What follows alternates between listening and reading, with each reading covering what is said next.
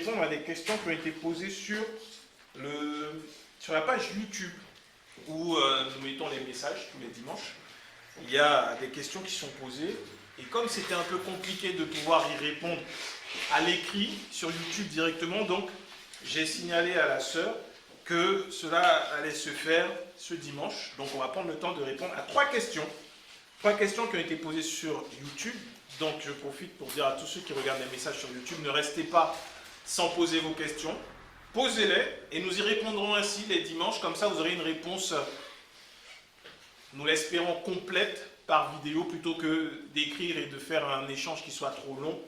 Ce n'est pas forcément agréable via YouTube.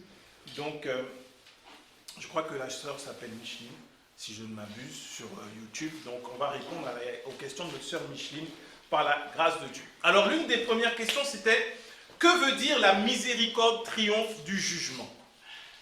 Donc, c'est une sœur qui a dû rejoindre il y a quelques semaines la page YouTube. Et lorsque nous partageons la parole ici, nous avons l'habitude de dire qu'on prend toujours un texte dans son contexte. Ça, nous l'avons enseigné. Ça a été enseigné ici, je l'ai fait avec chacun d'entre nous. On prend le temps de regarder le contexte. Pourquoi c'est dit, à qui ça s'adresse et comprendre exactement. Donc, cette partie, c'est la fin d'un passage beaucoup plus long, la fin d'un verset plus long. Le verset 13 complet dit « Car le jugement est sans miséricorde, pour qui n'a pas fait miséricorde, la miséricorde triomphe du jugement. » Donc juste la fin, la question est posée sur la miséricorde triomphe du jugement. Donc c'est dans le livre de Jacques. Le livre de Jacques est considéré comme étant le premier livre du Nouveau Testament. Il ne se trouve pas à la place en premier livre, mais il est considéré comme le premier écrit du Nouveau Testament. Écrit par Jacques, l'apôtre Jacques, frère par le sang de Jésus-Christ, qui était donc fils de Marie et Joseph. Et l'apôtre Jacques s'adresse à des chrétiens juifs. C'est important de comprendre ça, parce que dans les débuts de l'Église, les messages des apôtres s'adressaient aux juifs parce qu'ils pensaient que la grâce, l'évangile était réservé aux juifs et non pas aux païens. Et on va le voir dans la parole avec Paul. On va voir la lutte que même Pierre va avoir avec la vision qu'il a eue des animaux impurs. Et c'est important pour pouvoir comprendre ce qui se dit. Parce que ce que Paul va dire aux Corinthiens, aux Galates, n'est pas pareil que ce qu'on va dire aux Hébreux, ou même ce que l'apôtre Pierre, l'apôtre Jean, Jacques, Jude, tous ces apôtres qui sont juifs et qui s'adressaient eux aux juifs. C'est pas pareil. Les références ne sont pas les mêmes. Parce qu'on ne peut pas s'adresser à quelqu'un qui ne connaît pas la loi comme connaissant la loi. Ça, c'est important. On parle bien de la loi juive. Et donc, dans ce passage, je vais reprendre un peu avant. Jacques 2, le verset 8, nous dit « Si vous accomplissez la loi royale selon l'Écriture, tu aimeras ton prochain comme toi-même, vous faites bien. Mais si vous faites exception de personne, vous commettez un péché, vous êtes condamnés par la loi comme des transgresseurs, car quiconque observe toute la loi, mais pêche contre un seul commandement, devient coupable de tous. En effet, celui qui a dit tu ne commettras point d'adultère a dit aussi tu ne tueras point. Or, si tu ne commets point d'adultère, mais que tu commets un meurtre, tu deviens transgresseur de la loi. Parlez et agissez comme devant être jugés par une loi de liberté, car le jugement est sans miséricorde. Pour qui n'a pas fait miséricorde, la miséricorde triomphe du jugement. Ce que l'apôtre Jacques dit, et c'est vrai dans tout le passage là, dans tout ce chapitre de Jacques, c'est que les chrétiens juifs faisaient la différence entre ceux qui étaient riches, donc qui avaient des moyens dans l'église, et ceux qui ne l'étaient pas. Et il leur a expliqué qu'en fait, à partir de ce moment-là, vous désobéissez à la loi royale, la loi de Dieu. Celle qui est d'aimer son prochain comme soi-même. Et dès lors que nous faisons... Il y a quelqu'un qui veut rentrer. Dès lors que nous faisons dès lors que nous agissons ainsi, et que nous faisons cette distinction, nous désobéissons. Et si nous nous retrouvons à transgresser cette loi royale, nous nous retrouvons à transgresser la loi, et donc, même si on peut ne pas faire toutes les autres choses, mais juste parce qu'on a fait cette distinction, on a un péché contre toute la loi. C'est ce qu'expliquait l'apôtre Jacques. Mais après, et c'est là qu'on voit l'évangile, c'est qu'il dit que celui qui va agir donc sans miséricorde agira mal, parce que le jugement, lorsqu'on juge sur l'apparence, sur la capacité, sur ce que quelqu'un a pu faire, alors on est sans miséricorde envers les autres qui ne sont pas à ce même niveau. Mais le jugement, mais la miséricorde, elle, triomphe du jugement. Et là, c'était les prémices de la grâce. Parce que la grâce va être révélée par l'apôtre Paul. L'apôtre Paul qui va nous expliquer la grâce. Non pas que les apôtres n'avaient pas compris, mais c'est juste que l'apôtre Paul, lui, va nous expliquer, déployer la grâce et va nous faire comprendre qu'elle est pour tous et qu'elle ne juge pas. Et là, il dit, la miséricorde triomphe du jugement. Ce qui veut dire que lorsque l'on agit avec grâce vis-à-vis de notre prochain, tout jugement s'arrête. Tout simplement. La miséricorde triomphe donc du jugement. Donc voilà pour la réponse à la première question de notre sœur. Ensuite, deuxième question, ça concerne la nouvelle naissance. On avait vu au tout début de l'œuvre, pourquoi naître de nouveau. Donc, est-ce que la nouvelle naissance est un processus? Alors la nouvelle naissance, oui, c'est un processus qui se passe de façon assez rapide, en fait. Et la référence se trouve dans Jean chapitre 3. Donc je vais inviter la sœur à aller regarder vraiment Jean chapitre 3. Et Jésus explique ce processus en parlant à Nicodème où il dit, pour naître de nouveau nous permet d'entrer dans le royaume, naître d'eau et d'esprit, donc naître de nouveau, ça nous permet de voir le royaume et après ça nous permet de témoigner du royaume de Dieu. Entrer, voir et témoigner. Ce processus se passe comment? Le jour où on entend la parole de l'évangile, alors, et qu'on accepte Jésus, on entre dans le royaume. Et une fois qu'on est rentré dans le royaume,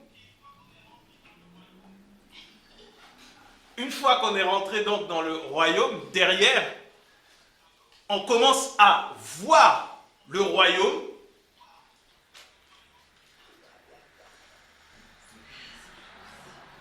C'est bon? On commence à voir le royaume par la manifestation de la grâce de Dieu envers nous. Notre vie commence à être transformée, à être changée. Les gens expérimentent parfois des guérisons lorsqu'ils rentrent dans le royaume. Ils expérimentent vraiment un changement dans leur environnement. C'est ce que Jésus appelle voir le royaume. Et après, il y a témoigner du royaume. C'est qu'une fois qu'on a accepté Jésus, qu'on l'a vu agir dans nos vies, après, on va témoigner de ce qu'il a fait. Et ça, c'est ce qui se passe lors de la nouvelle naissance.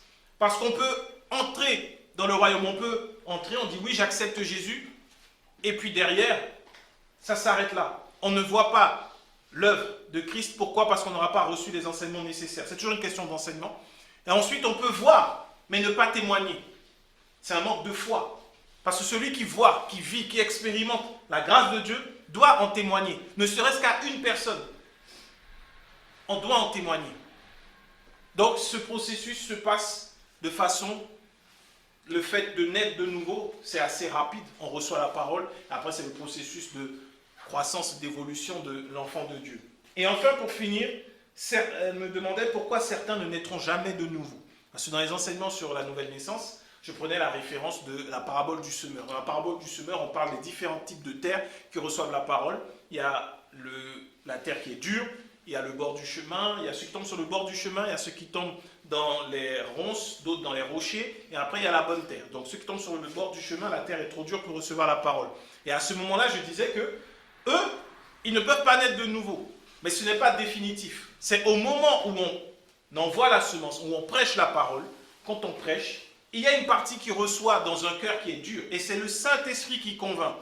Donc le Saint-Esprit convainc de péché, de justice et de jugement. Et à ce moment-là, il va venir le faire dans les cœurs qui sont disposés à recevoir la semence. Donc sur 4 types de cœurs, il y en a un qui va recevoir la parole, c'est le cœur qui est préparé. Et les 3 autres, ça va être un peu plus compliqué. C'est exactement ça. Mais ça ne veut pas dire qu'il y a des personnes qui ne naîtront jamais de nouveau. Ça veut dire qu'au moment favorable, leur cœur sera préparé et ils recevront la parole. Il y a des fois où on nous a prêché la parole, ça n'a pas pris.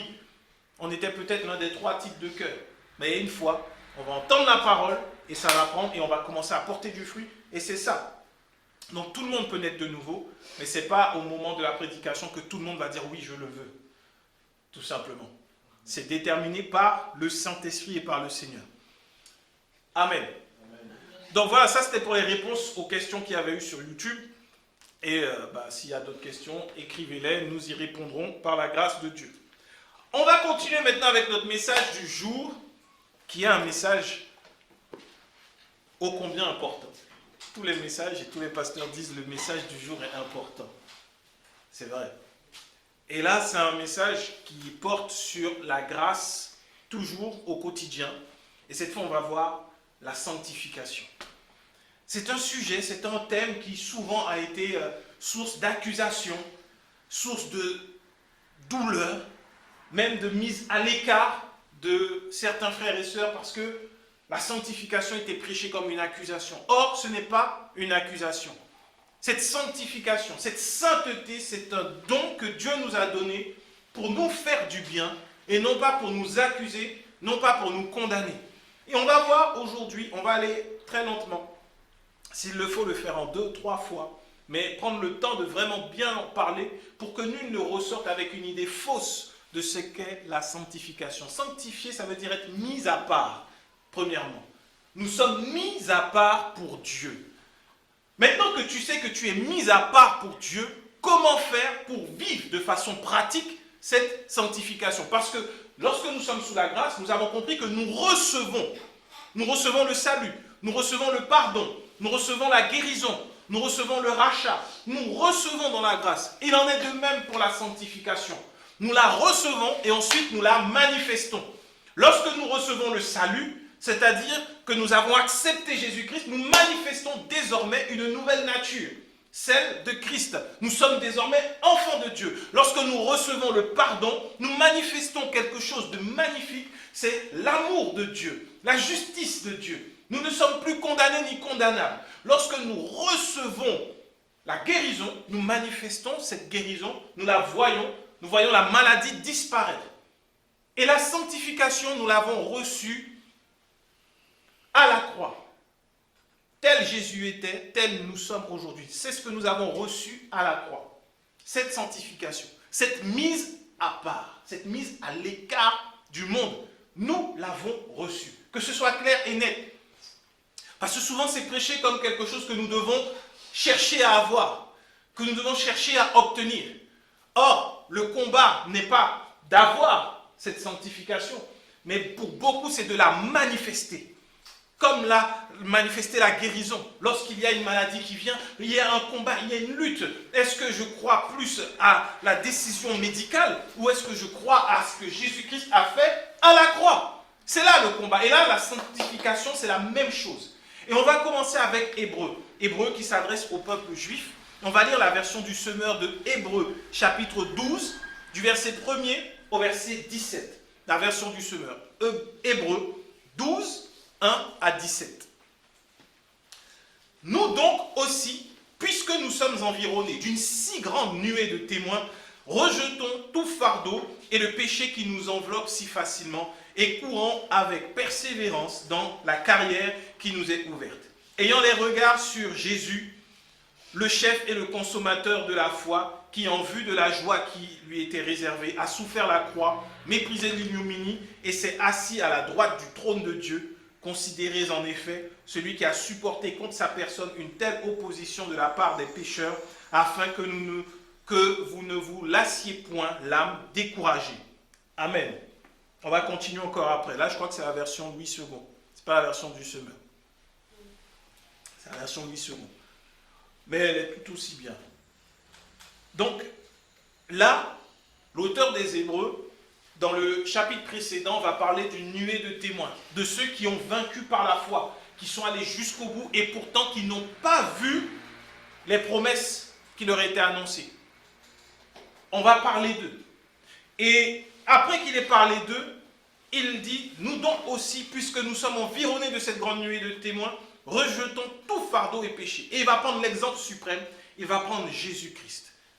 Lui qui est le consommateur de la foi. Le chef suprême, celui qui a amené la foi à la perfection, en vue de la joie qui lui était réservée, a souffert la croix. Gardons bien ça à l'esprit. Jésus a souffert la croix, en vue de la joie qui était à venir, en vue de la joie qui lui était réservée. Il a souffert la croix pour vaincre face au péché. Et maintenant, il dit au verset 4, vous n'avez pas encore résisté jusqu'au sang, en luttant contre le péché. Sous-entendu, Jésus-Christ, lui, a lutté jusqu'au sang pour lutter contre le péché. Verset 5, « Et vous avez oublié l'exhortation qui vous est adressée comme à des fils. Mon fils, ne méprise pas le châtiment du Seigneur et ne perds pas courage lorsqu'il te reprend. Car le Seigneur châtie celui qu'il aime et il frappe de la verge tous ceux qu'il reconnaît pour ses fils. » Ces passages-là ont fait tellement de mal dans l'Église. On se dit, mais il est où le papa de grâce, celui qui nous aime, qui nous pardonne, celui qui ne nous tient pas rigueur de nos erreurs? Parce que là, il est écrit noir sur blanc que le Père châtie ceux qu'il aime et il nous reprend.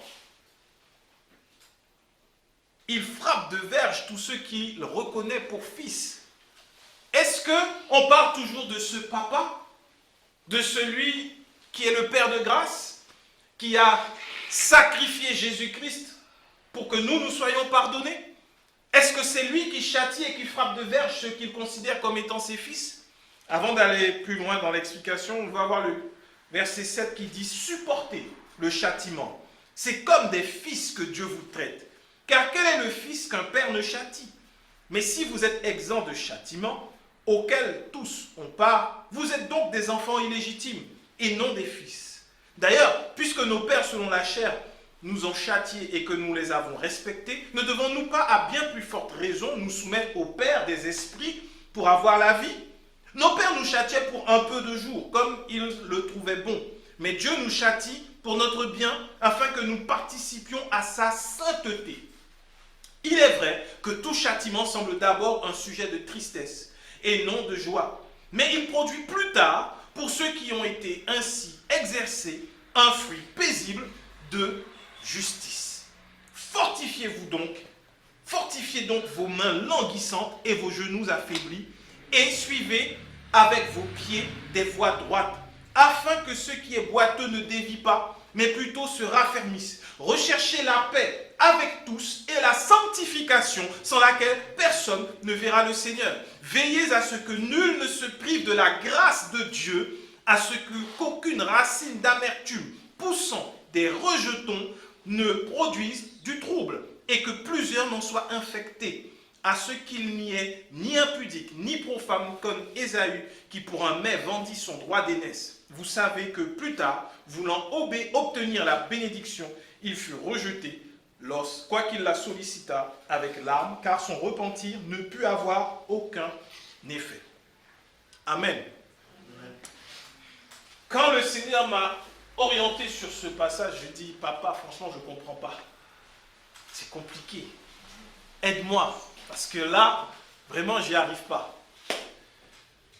Le Père châtie pour notre bien et il nous traite comme des fils. Mais qu'est-ce que ça veut dire lorsque nous sommes sous la grâce? Ça ne veut pas dire que Dieu décide d'envoyer des calamités contre nous. Ça ne veut pas dire que Dieu va te faire apprendre quelque chose avec un malheur. Ce n'est pas ce que dit l'auteur des Hébreux. On reprend tout le contexte de ce qui est dit. Le premier exemple qui est donné, c'est Jésus-Christ qui a souffert contre le péché jusqu'à la croix, en vue de la joie qui lui était réservée. Et il dit, prenez donc courage, vous n'avez pas lutté contre le péché jusqu'au sang. Ça veut dire que là, il est en train de parler, l'auteur des Hébreux, du combat de la foi. Parce que tout le contexte parle de la foi, pas d'autre chose. Il parle de la foi. La foi qui est la caractéristique de celui qui est enfant de Dieu. Celui qui n'est pas enfant de Dieu n'a pas la foi. Il a une croyance quelconque, mais il n'a pas la foi. La foi repose sur la parole de Christ. Et on parle bien du fait de garder cette parole et de lutter pour la garder, même jusqu'au sang. À l'exemple de Jésus, qui en vue de la joie qui lui était réservée, a accepté de mourir à la croix. Et c'est ainsi que le Père a traité le Fils. Pourquoi? Pour le bien de nous tous. Autrement dit, le combat de la foi auquel nous faisons face est un combat que nous avons, parce que nous sommes à l'image de Christ. Le monde n'a pas les mêmes combats que nous. Le monde n'a pas les mêmes challenges, les mêmes luttes que nous. Nous sommes un peuple à part, mis à part par Dieu. Mais Dieu, lui qui est saint, qui est 3 fois saint, et qui nous aime, veut que nous puissions tenir ferme jusqu'au bout. Donc il faut pour cela, et Paul le dit dans le livre des Romains, je crois, ou Corinthiens, que Notre foi soit éprouvée par le feu. Et ce feu-là vient des épreuves que nous avons dans la foi. Ces épreuves de la foi sont toutes les fois où la parole de Jésus-Christ sera remise en question dans nos vies. Toutes les fois où ce à quoi nous avons dit Amen sera remis en question. Là, le Père laisse que nous puissions lutter parce qu'il nous a donné toutes les armes nécessaires pour lutter. Donc il laisse. Et c'est là que nous allons apprendre quelque chose. Il parle donc de la sanctification sans laquelle nul ne verra le Seigneur. Jésus-Christ a lutté, il a souffert, il est mort, il n'a jamais péché. Et en retour, il a hérité du nom au-dessus de tout nom, il est élevé à la droite de Dieu. C'est la récompense qu'il a reçue. Aujourd'hui, est-ce que tu crois que lorsque tu luttes face au péché, est-ce que tu es prêt à lutter parce que tu as une espérance qui va au-delà de ce monde? La solution pourrait se trouver facilement dans ce monde. On peut trouver la solution de facilité de dire non, moi je ne lutte pas, Jésus a déjà fait le combat pour moi, je n'ai pas à lutter. Oui, c'est vrai vis-à-vis des démons. Et c'est également vrai vis-à-vis du péché. Mais maintenant, est-ce que tu es prêt à tenir ferme dans cette parole? Et c'est là l'épreuve que le Père laisse arriver vers nous. Ce n'est pas ton enfant va tomber malade, je vais voir est-ce que tu crois en la guérison. Ça, ce n'est pas ce que Dieu veut. Dieu ne peut pas être tenté par le mal. Il ne va pas être tenté par le mal. Ce n'est pas tu sors le matin, tu n'as pas prié, tu tombes, ta jambe est cassée. Dieu t'a fait un test pour voir les matins, tu dois prier. Dieu n'agit pas comme ça. Il n'agit pas comme ça. Par contre, sur notre chemin, sur notre vie sur terre, il y aura beaucoup d'occasions de laisser la parole pour agir selon nos penchants naturels. Parce que pendant X années, nous avons vécu sans Dieu. Nous avons des habitudes qui se sont installées dans nos corps, dans notre chair. Et aujourd'hui, sommes-nous prêts à vivre comme des personnes qui ont été mises à part, séparées de cela? C'est là l'épreuve, les épreuves que nous avons. Donc quand nous rencontrons, et ça j'ai vu tellement quand j'étais petit à l'église, j'ai des épreuves, j'ai des problèmes, j'ai des fardeaux, j'ai pas d'argent, je ne trouve pas de travail. Dieu est en train de m'éprouver. Non, Dieu ne t'éprouve pas ainsi. Le fait est que dans l'épreuve, l'ennemi vient rajouter la tentation. Il vient rajouter son grain de sel. L'épreuve de ta foi. Quand Jésus-Christ est parti au désert, conduit par l'Esprit, il a été pour être tenté.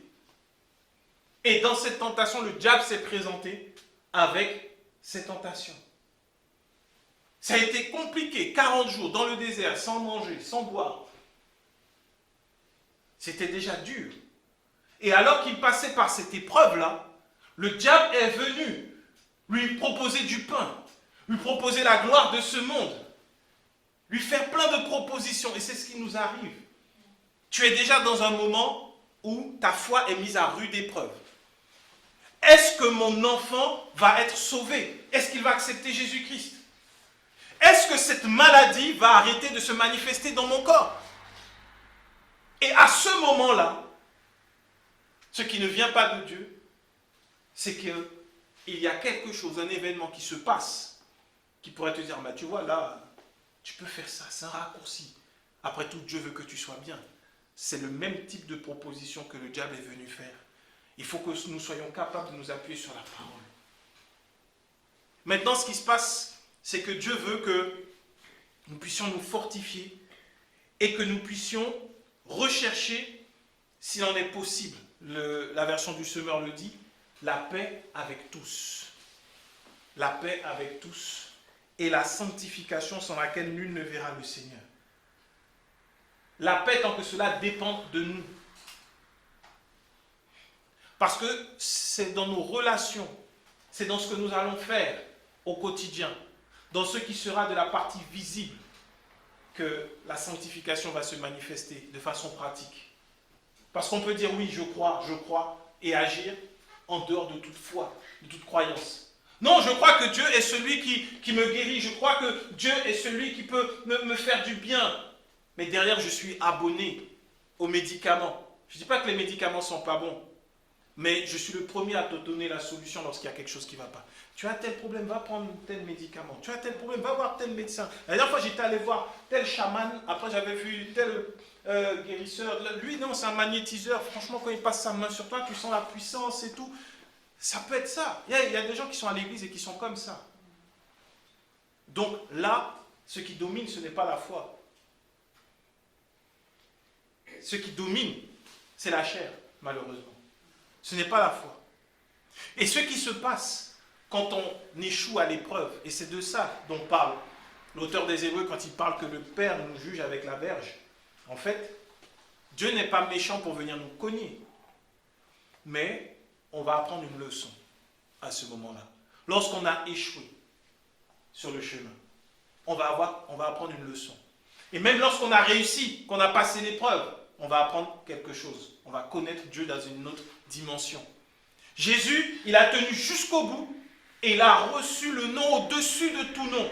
Il a été glorifié par le Père parce qu'il a tenu jusqu'à la mort. Et lorsque tu chutes, tu luttes et que dans ta sanctification, tu finis par agir comme quelqu'un du monde et non pas par la foi, tu apprends là, à ce moment-là, Dieu va t'apprendre une leçon et cette leçon va te faire mal. Non pas parce que Dieu te fait du mal, mais parce que tu vas sentir, mais non, j'aurais pu réussir à ce niveau-là. J'aurais pu réussir. J'aurais pu m'abstenir de faire ça aujourd'hui. J'aurais pu apprendre cette leçon dans d'autres conditions. J'aurais pu apprendre que mon Dieu me donne la force pour faire face aux difficultés financières sans avoir besoin d'aller contracter ce crédit parce qu'aujourd'hui je dois le rembourser. C'est ce qui nous fait mal. Un enfant, plus que de lui donner une fessée, c'est de l'asseoir et de lui expliquer les choses et de le réprimander en lui expliquant que les choses ne se passent pas comme ça. Et tu vois, tu aurais pu avoir ça, mais parce que tu as mal agi, tu ne l'auras pas. Tu n'auras pas de suite. Ça fait plus mal à un enfant que si tu lui mets une fessée. Il dit, tu vois, tu m'aurais écouté. Ben, tu ne serais pas arrivé dans cette situation. Alors, je vais t'aider à t'en sortir, mais il va falloir rembourser. Ça, c'est ce qui se passe avec les enfants. Et avec Dieu, c'est pareil. Au moment où, après avoir lutté, tu as échoué, le Père ne te condamne pas, mais il va t'apprendre une leçon. Il va te dire, tu vois, la parole dit ça. Tu m'aurais fait confiance. Tu aurais pu expérimenter ça. Mais là, tu ne m'as pas fait confiance. Et dans ton malheur, je ne t'abandonne pas parce que je suis ton Père. Je te tends la main, je te fais sortir de là. Et ça fait encore plus mal. Ça fait encore plus mal quand ça se passe comme ça. Le Père nous a donné tout ce dont nous avons besoin. Et quand Dieu nous châtie ainsi, nous ressortons avec encore plus d'amour pour lui. C'est le but de la sanctification. C'est de rester à l'écart des agissements de ce monde pour recevoir davantage de grâce encore. Parce que le Père voit ses enfants remplis de l'esprit de la grâce. Et il dit que nul ne se prive de la grâce de Dieu. Veillez à ce que nul ne se prive de la grâce de Dieu et qu'aucune racine d'amertume poussant des rejetons ne produise du trouble et que plusieurs n'en soient infectés. Pourquoi il dit ça? Parce que lorsque nous sommes dans les épreuves de la foi, ce n'est pas facile. Ce qui peut se passer, c'est qu'on peut développer de l'amertume. Quand tu vois la même épreuve revient tout le temps et que la parole de Dieu finit par être mise en question dans nos vies, c'est de l'amertume qui est développée. On finit par être amer parce qu'on finit par se dire mais Dieu ne m'aime pas. Pourquoi ça revient systématiquement dans ma vie? La leçon n'est pas encore comprise. On n'a pas encore compris. Donc il nous faut nous accrocher et mettre la parole en pratique. La mettre en pratique par la foi, tout simplement. Ce sera difficile. Ce sera difficile, pas facile. Et que nous puissions avoir de la grâce les uns vis-à-vis des autres lorsque l'on voit nos frères et nos sœurs qui échouent dans l'épreuve de la foi. Que nous ne soyons pas des personnes établies pour les juger, mais que nous puissions agir avec grâce. Pourquoi? Parce qu'ils sont en danger. Ils sont en danger parce que l'amertume peut venir dans leur cœur. Un frère qui n'a pas tenu sa sanctification, une sœur. Et là, on verra, on parle souvent de la sanctification, on l'oppose souvent à l'impudicité. Et c'est vrai, mais il n'y a pas que l'impudicité. Mais on prend l'exemple de quelqu'un qui est tombé dans l'impudicité, qui lutte, et c'est cyclique, ça revient, ça revient. Là, l'auteur des Hébreux nous dit que nul ne se prive de la grâce de Dieu. Il nous faut agir avec grâce vis-à-vis de ce frère, de cette sœur. Il nous faut user de grâce. Pourquoi? Parce que sinon, il va développer une racine d'amertume, poussant des rejetons et qui produisent du trouble. Ça fait que cette personne finit par devenir amère. Et cette amertume-là va jeter le trouble dans l'église même, le corps de Christ. Et Dieu ne le veut pas. Il veut que nous restions saints. Et c'est pour nous également, quand on voit notre frère, notre soeur qui n'agit pas selon la volonté de Dieu, d'agir avec grâce. D'agir avec grâce. Sachant que le Père, lui-même, se charge de le corriger. C'est important ça. Dieu ne nous dit pas de corriger nos frères et sœurs, de les remettre comme ça sur le droit chemin. Il nous dit de manifester de l'amour envers celui qui a péché afin que lui soit gagné. Parce que celui qui nous corrige, celui qui nous met sur le droit chemin, celui qui utilise de la verge vis-à-vis de nous, la correction vis-à-vis de nous, c'est le Père lui-même. Comme un bon berger. Lorsque sur le chemin, il y a une brebis qui s'écarte du chemin, il a sa houlette et son bâton et il le ramène sur le chemin. Mais pour cela, il ne faut pas que les autres brebis disent « Non, toi tu es parti du chemin, on ne veut plus de toi dans le troupeau. » Ça, c'est dangereux. Ça, c'est dangereux. Le berger ne sera pas content non plus. Il y aura un nouveau travail à faire au milieu des brebis. Nous devons garder ainsi, nous garder les uns les autres par la sanctification, par la manifestation de la grâce, parce que celui qui est touché par cette racine d'amertume et qui va finir au final, celui qui lutte, il risque de devenir impudique. Il y a une différence entre tomber dans l'impudicité et devenir impudique. Celui qui devient impudique n'est plus enfant de Dieu. Il n'a plus la nature de Dieu, parce qu'il pratique désormais ce que le monde fait. Il n'est plus dans la sanctification. Il l'a laissé tomber. Il n'est plus du tout dedans. On parle de l'impudicité, mais on verra aussi que c'est pareil pour le vol, pour le mensonge. Celui qui le pratique, sa nature n'est plus celle d'un enfant de Dieu. Parce que si Dieu est saint, nous sommes saints également. Et c'est lui qui se charge de nous corriger lorsque nous allons sur le mauvais chemin.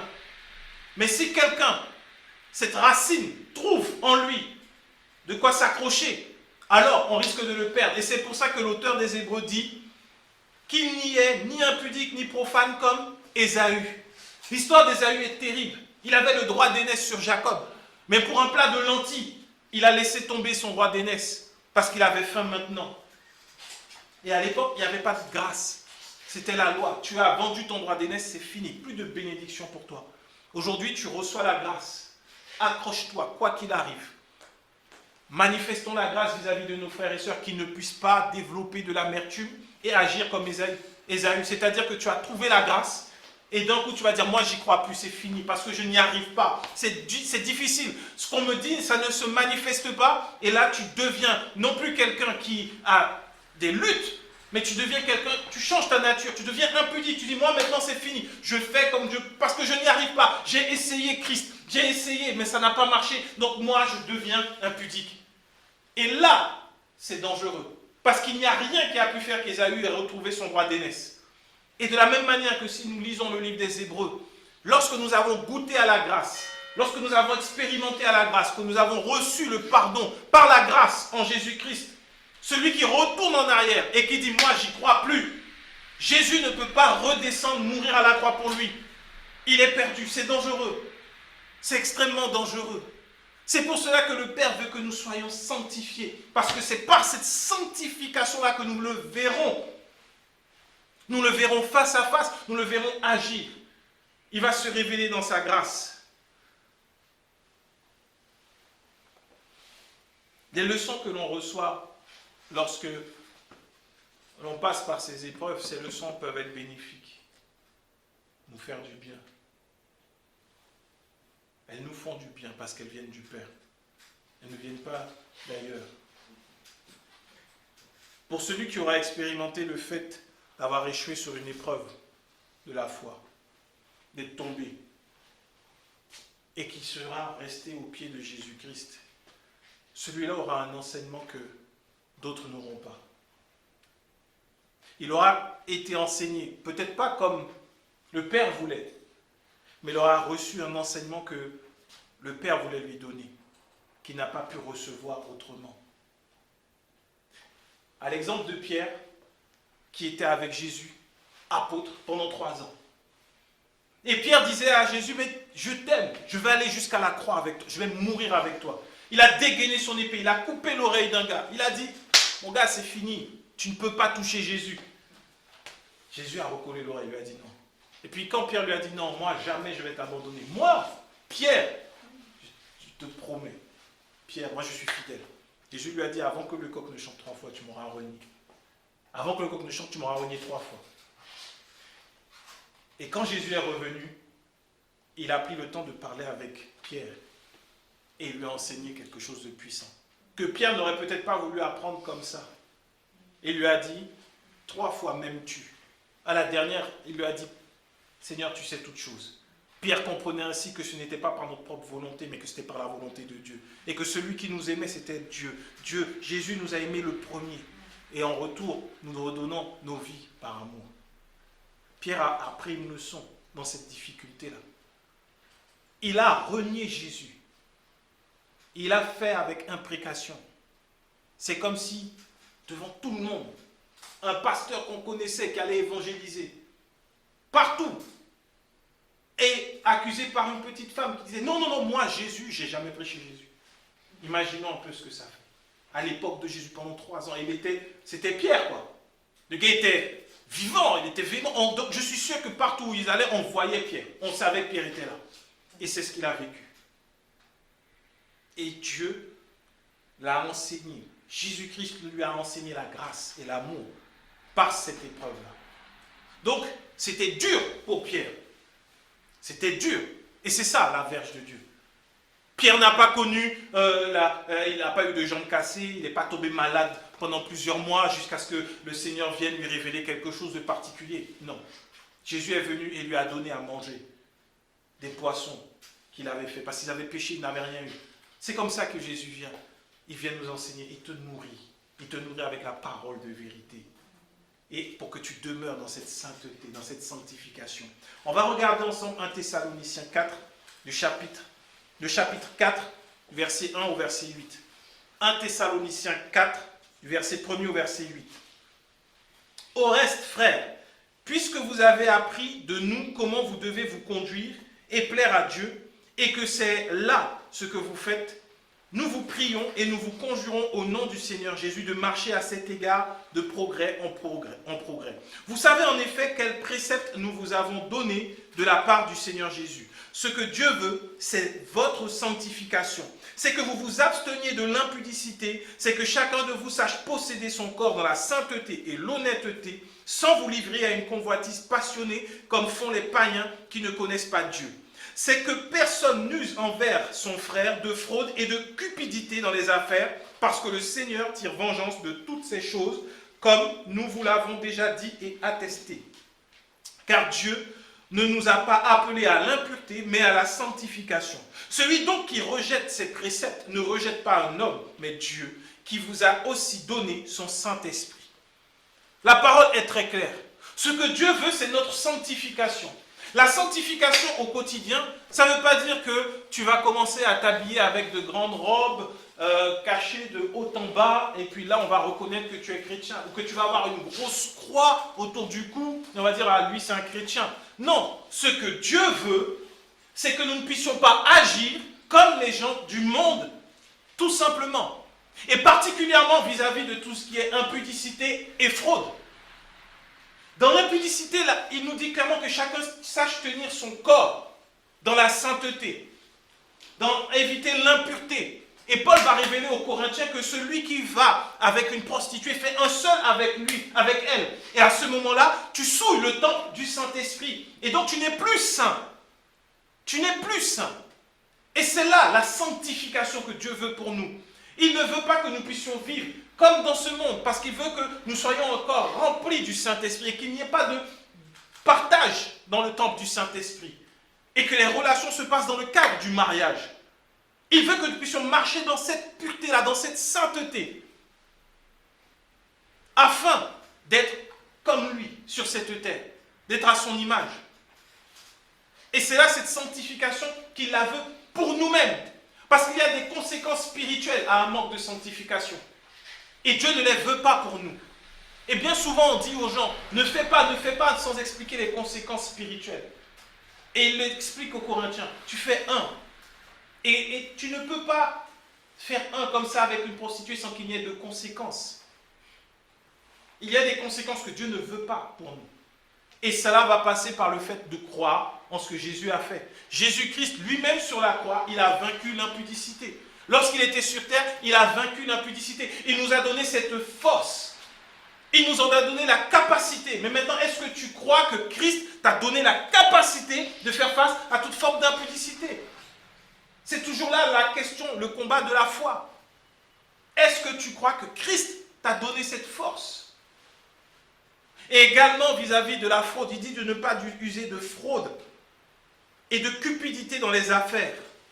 Parce qu'on va souvent taper sur les enfants de Dieu. Moi, depuis tout jeune, on dit ne couche pas, ne fais pas, ne fais pas, ne fais pas. Par contre, rares sont les fois où on vous dit dans les affaires, soyez honnête, n'utilisez pas d'autres moyens que l'honnêteté.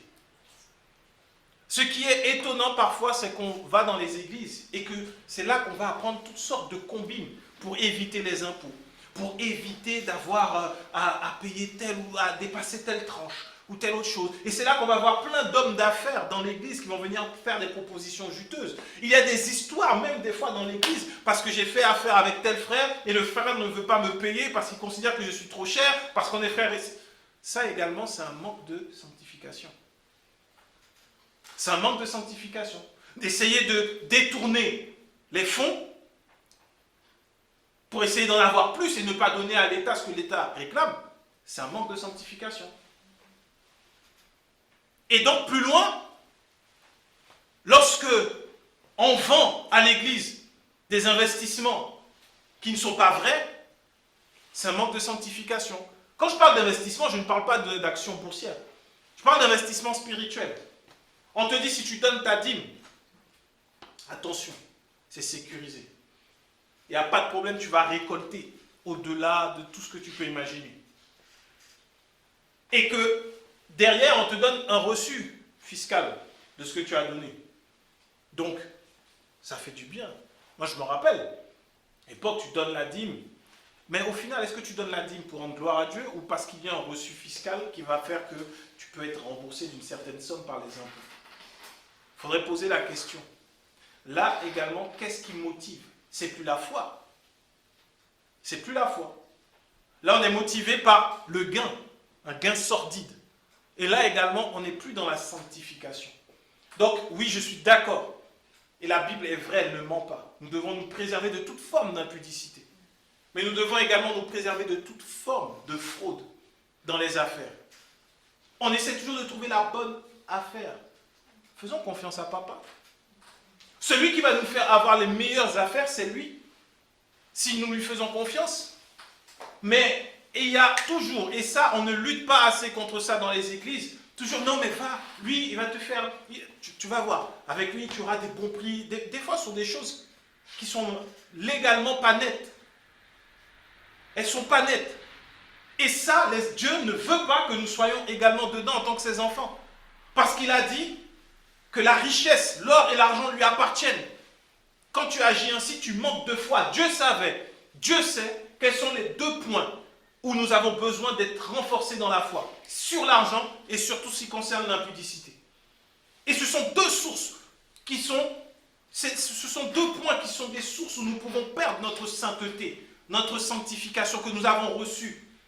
Le fait de ne pas croire que Dieu pourvoit à nos besoins et de tomber dans toutes sortes de combines, de magouilles pour dire le Seigneur, non mais franchement Dieu veut que nous soyons riches, investissons là. Et quand l'investissement n'a pas marché, mettre en place une autre combine pour pouvoir rembourser ce qui n'a pas marché. Ce n'est pas la sanctification que Dieu veut. Alors oui, c'est évident qu'on ne peut pas partir, tourner à gauche, à droite, coucher avec tout le monde.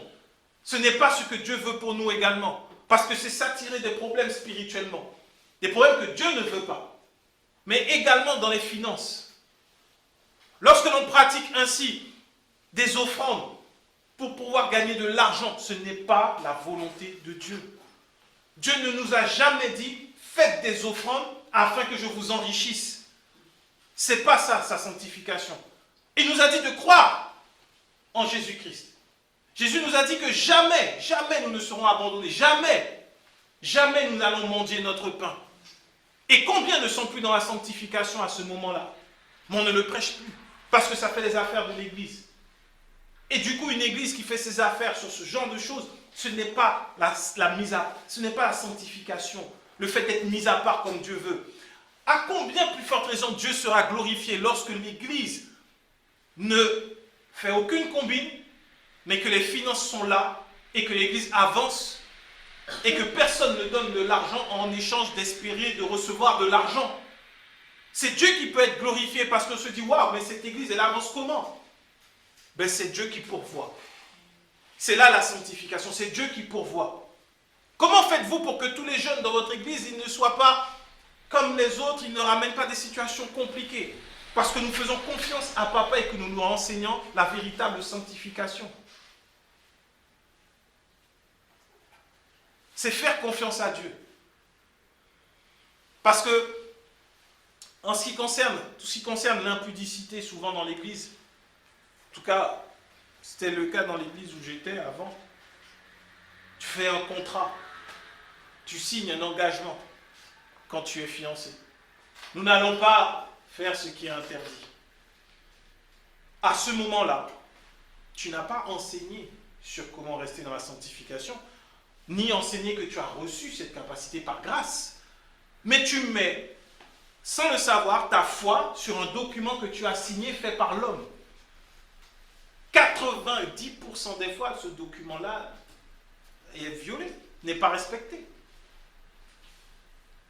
Parce qu'on a engagé là la puissance de la loi et non plus de la grâce. Ce n'est plus la grâce qui parle, c'est la loi. Puisqu'on se dit, je fais ça, j'obtiendrai ça. On ne s'appuie plus sur la grâce de Dieu. Si on prend le temps d'enseigner les jeunes mariés, les fiancés, de leur dire, vous avez reçu la capacité en Christ de ne pas tomber dans l'impudicité avant le mariage. Et de leur enseigner la grâce qu'ils ont reçue. Et de dire qu'au moment où c'est difficile, ne te laisse pas condamner, résiste. Le Père, derrière, te récompense. Tu verras. Dans sa grâce, il te garde. Parce qu'il y a beaucoup de conséquences. Je ne peux pas tout dire là, il y a des enfants. Mais si on prend le temps d'expliquer ça aux jeunes, je vous assure que dans l'église, on n'aura pas à dire « Ah, les jeunes, c'est compliqué, ils font n'importe quoi ». C'est faux. C'est faux.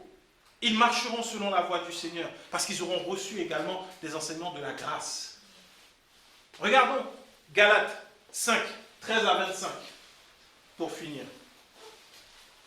Galates 5, 13 à 25, qui nous dit « Frères, vous avez été appelés à la liberté. Seulement ne faites pas de cette liberté un prétexte de vivre selon la chair, mais rendez-vous par la charité serviteurs les uns des autres, car toute la loi est accomplie dans une seule parole, dans celle-ci. Tu aimeras ton prochain comme toi-même. Mais si vous vous mordez et vous dévorez les uns les autres, prenez garde que vous ne soyez détruits les uns par les autres. Je dis donc, marchez selon l'esprit et vous n'accomplirez pas les désirs de la chair. Car la chair a des désirs contraires à ceux de l'esprit, et l'esprit en a de contraires à ceux de la chair. Ils sont opposés entre eux, afin que vous ne fassiez point ce que vous voudriez. Si vous êtes conduits par l'esprit, vous n'êtes point sous la loi. Or, les œuvres de la chair sont manifestes. Ce sont l'impudicité, l'impureté, la dissolution, l'idolâtrie, la magie, les inimitiés, les querelles, les jalousies, les animosités, les disputes, les divisions, les sectes, l'envie, l'ivrognerie, les excès de table et les choses semblables. Je vous dis d'avance, comme je l'ai dit, que ceux qui commettent de telles choses n'hériteront point le royaume de Dieu. Mais le fruit de l'esprit, c'est l'amour, la joie, la paix, la patience, la bonté, la bénignité, la fidélité, la douceur, la tempérance. La loi n'est pas contre ces choses. Ceux qui sont à Jésus-Christ ont crucifié la chair avec ses passions et ses désirs. Si nous vivons par l'esprit, marchons aussi selon l'esprit. Donc tout ce qui concerne la sanctification, Paul aux Galates va leur révéler pourquoi, ce qui se passe lorsque ce n'est plus la grâce qui vit, la grâce qui opère, mais lorsque c'est la chair. Et on verra dimanche prochain, parce que là on n'a pas le temps, on le verra dans Romains 8, Paul va l'expliquer clairement.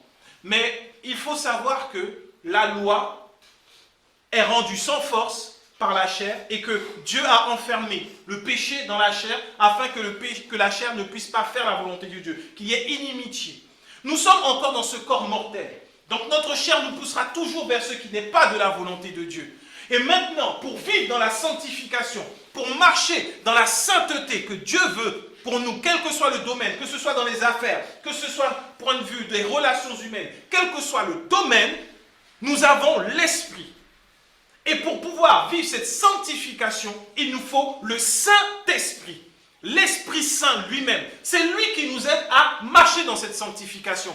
Ce qui veut dire que Dieu dans son amour, même lorsque nous passons par l'épreuve de la foi, même lorsqu'il y a des difficultés, même lorsqu'il y a des choses où on se dit mais jamais je vais y arriver, à ce moment-là, il nous faut faire confiance au Saint-Esprit que nous avons reçu lorsque nous avons dit oui à Jésus. Parce que dans l'esprit, il y a tout ce dont nous avons besoin. L'amour, la paix, la joie, la douceur, la tempérance, la maîtrise de soi, tout se trouve dans l'esprit. Autrement dit, si nous nous appuyons sur des alliances, sur des contrats signés, sur des lois, sur l'opportunité de faire beaucoup d'argent, à ce moment-là, nous donnons le contrôle à la chair. Et on a vu que dans la chair, il y a l'impudicité, les dissolutions, les sectes, les disputes. Lorsque la chair domine, il n'y a plus de sanctification. Et c'est pour cela que l'apôtre Paul dit à la fin que ceux qui commettent de telles choses n'hériteront point du royaume de Dieu. Parce que nous ne sommes plus mis à part pour lui, mais nous agissons comme dans ce monde. C'est dans ce monde qu'il y a des disputes, qu'il y a des divisions, parce qu'ils se battent pour de l'argent, ils se battent pour des femmes, ils se battent pour beaucoup de choses.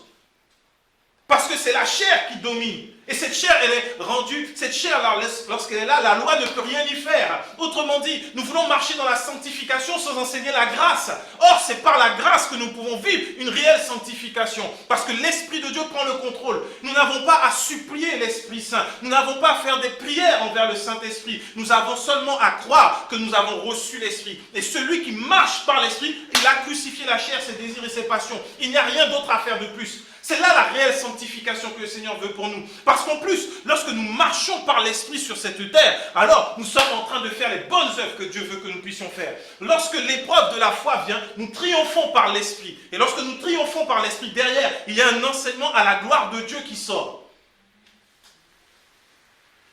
Alors Dieu n'est pas méchant. Voilà pourquoi nous devons être éprouvés par le feu. Ce n'est pas le feu de l'épreuve, mais c'est le feu de l'Esprit. Vas-tu laisser le plein contrôle au Saint-Esprit? Lorsque quelqu'un t'appelle et te dit « j'ai une opportunité d'affaires pour toi », le marché chrétien, il y a plein de personnes qui sont prêtes à payer. Il te suffit de faire, je ne sais pas moi, tu fais des cahiers de dessin, tu mets juste, on dessine Jésus. Tu vas voir, ils vont acheter ça pour leurs enfants. Parce que les gens veulent tellement... Il y a pas... Et l'argumentaire est simple. Vous voyez, le monde fait, pourquoi nous ne l'avons pas? Pourquoi nous ne faisons pas? Mais ce qui est intéressant avec ceux qui vendent comme ça, leur voiture n'est pas une voiture chrétienne. Leurs chaussures ne sont pas des chaussures où c'est marqué Jésus-Christ règne.